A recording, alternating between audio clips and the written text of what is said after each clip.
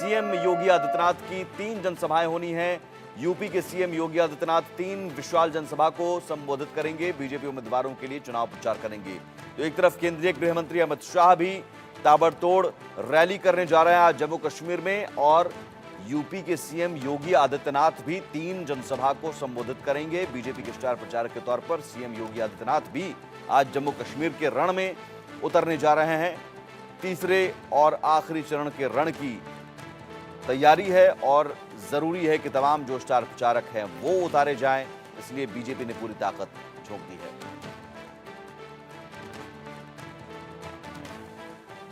तो मिशन जम्मू कश्मीर पर CM Yogi Adityanath, UP के सीएम योगी आदित्यनाथ, और हाल के दिनों में सीएम योगी आदित्यनाथ ने जिस तरह से फैसला लिया, कई ताबड़तोड़ फैसले लिए हैं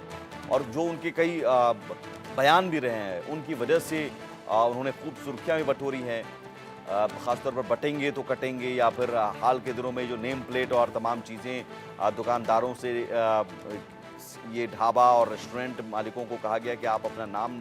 प्रदर्शित कीजिए। इस तरह के फैसलों के कारण सीएम योगी आदित्यनाथ की लोकप्रियता भी बढ़ी है और जम्मू कश्मीर में इसी लोकप्रियता को भुनाने की कोशिश है। खासतौर पर जम्मू के इलाकों में जहाँ पर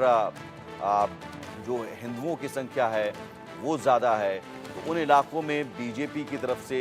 यूपी के सीएम योगी आदित्यनाथ को उतारकर कोशिश ज़्यादा तौर पर यही है कि वहाँ यूपी के सीएम योगी आदित्यनाथ का असर होगा, बीजेपी के पक्ष में झुकाव होगा। और केंद्रीय गृह मंत्री अमित शाह भी आज ताबड़तोड़ रैली करेंगे। बीजेपी की तमाम रैलियों में, जनसभाओं में एक मुद्दा अहम रहता है कि 370 हमने हटाया, 35A हमने हटाया, और जिसके बाद से आज जम्मू कश्मीर में लोग बेखौफ होकर मतदान करने निकल रहे हैं।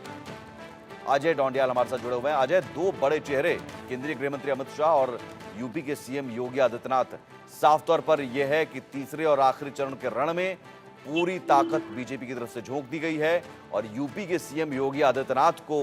अगर उतार रहे हैं तो इसका मतलब साफ है, जो जम्मू इलाके में खासतौर पर बीजेपी अपनी पकड़ और मजबूत करना चाहती है। देखिए, आखिर तीसरे और आखिरी चरण के चुनाव जो जम्मू कश्मीर में होने हैं, उसमें एक चीज बड़ी साफ है कि जो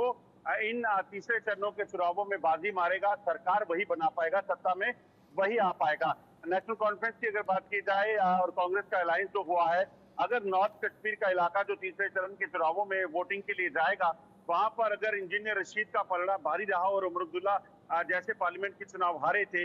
वैसी ही स्थिति जो है उनके विधायकों के चुनावों के लिए भी रही, अपने कैंडिडेट के नहीं बचा पाए, तो यकीनन नेशनल कॉन्फ्रेंस के लिए जम्मू कश्मीर में सत्ता में आने के जो सपने देखने का सिलसिला है वो कहीं ना कहीं थम जाएगा और इसी चीज को लेकर कहीं ना कहीं नेशनल कॉन्फ्रेंस जो है वो डरी भी हुई है। वहीं अगर बात की जाए तो आप भारतीय जनता पार्टी की बात करें तो भारतीय जनता पार्टी को जम्मू कश्मीर में अगर सत्ता में आना है तो जम्मू खिते की जो सीटें हैं उन सीटों पर कब्जा करना होगा, जिसमें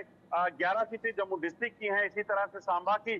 3 सीटें, कठुआ की 6 सीटें और उधमपुर की जो 5 सीटें इसमें शामिल हैं। ऐसे में कुल 40 सीटें जो इस पर